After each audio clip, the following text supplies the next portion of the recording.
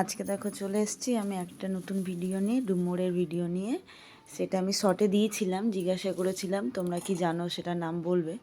তো অনেকেও বলেছিলে ডুমুর, তো আমরাও ডুমুরই বলে থাকি। তবে এটা শিলিগুড়ি বা আসামের সাইডে পাওয়া যায় না। এটা আমি যখন বাড়ি যাই, মানে আমার বাড়ি মুর্শিদাবাদ ফারাক্কা, তখনই আমি হয়তো খাই। বা বীরভূমেও পাওয়া যায়, আমার মামার বাড়ি বীরভূমে, তো ওখানেও পাওয়া যায়। তো আমি এটা মামার বাড়ি থেকেই নিয়ে এসেছিলাম, আমার মেয়ের বিয়েতে গিয়েছিলাম, তোমরা দেখেছো ভিডিও। তো ওখান থেকে দিদা আমাকে দিয়েছিল, ওখান থেকে নিয়ে এসেছিলাম, পুরো আসাম একদম। তো আসামে এসে এটা আমার খুব ফেভারিট, মানে খুব পছন্দের একটা সবজি। তো এটাকে দেখো গোল গোল করে কেটে নেওয়ার পর ভালো করে ধুয়ে জলের মধ্যে লবণ হলুদ দিয়ে এটাকে সেদ্ধ করে নিয়েছি। একটু সেদ্ধ হতে সময় লাগে।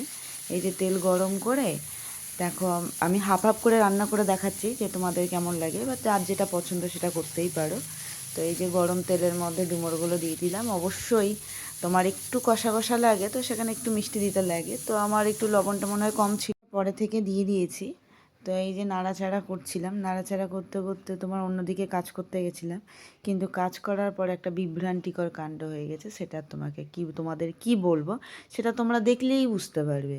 মানে এটা হয় একটা কাজের সঙ্গে 10টা কাজ যখন একসঙ্গে করতে হবে, এইটাই হচ্ছে বিভ্রান্তি মতন কাজ, যে দেখো ডুমুরগুলো পুড়ে গেছে।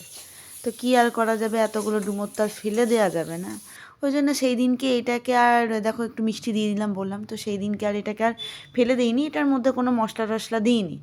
তো এই নামানোর আগে একটুখানি পোস্ত দিয়ে দিয়েছিলাম আর কি। তো দেখো আমি এখানে একটু পোস্ত দিয়ে দিলাম। তো পোস্ত দিয়ে ভালো করে, যেমন করে আলু ভাজা ভাজো আর কি, ওইভাবে করে নিয়েছিলাম। জিনিসটা অ্যাকচুয়ালি লেগে গেছে, একটু লাল হয়ে গেছিলো তো বেশি। তো ওটার জন্য আমি ওই দিনকে সেদিনকে এইরকমভাবেই খেয়ে নিয়েছিলাম। ভালো লাগে সব ক্ষেত্রে যে মশলা দিয়েই খেতে লাগবে তার কোনো মানে নেই। এটা পাঁচমিশালি সবজির মধ্যে দিলে আরও বেশ টেস্টি লাগে। তো নেক্সট দিন আমি ওটাকে সেদ্ধ করেই রেখেছিলাম। তো তোমাদেরকে আর একটা নতুন পদ্ধতি বলছি, দেখো এইরকমভাবে একটু, দেখো একটু ভাজা ভাজা টাইপস করে নিলাম। এবার হচ্ছে মিক্সার গ্রাইন্ডারের মধ্যে পরিমাণ মতন দেখো পোস্ত নিয়ে নিয়েছি। তো আমি একটু পোস্তটা বেশি খাই, কারণ সর্ষে খেলে প্রচুর পরিমাণে গ্যাস হয়। তো এখানে হচ্ছে পোস্ত পরিমাণটা বেশি নিয়েছি, আর অল্প করে সর্ষে নিয়ে নিয়েছি। বা সর্ষেটা ইচ্ছে হলে নিতে পারো, না হলে না নিতে পারো।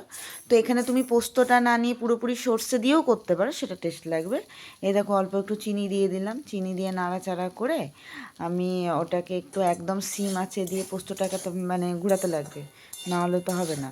তো পোস্তটার মধ্যে কী কী দিচ্ছি সেটাও তো তোমাদের দেখতে লাগবে, তার জন্য কিন্তু পুরোটা দেখতে লাগবে। দেখো ওটা হচ্ছে এখন এমনি শুকনো ঘুরিয়ে নেওয়ার পর, যেমন ঝালটা যেমন তোমাদের নিজেদের মতন, ঝালটা যেমন খাবে, রসুন দিলাম, দিয়ে একদম সলিডভাবে পেস্ট করে নিলাম। তো ঝালটা নিজের ওপর ডিপেন্ড করে তোমরা কেমন খাবে না খাবে।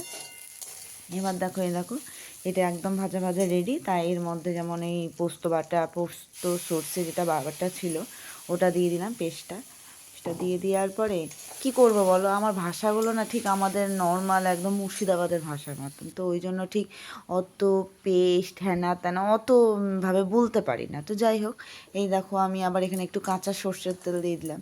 তো এবার যতই রান্না বলো, ওই পোস্ত আর সর্ষের তেল নিচে মানে একদম শেষ অবস্থায় গিয়ে একটু সর্ষের তেলটা না দিলে না ঠিক জমে না।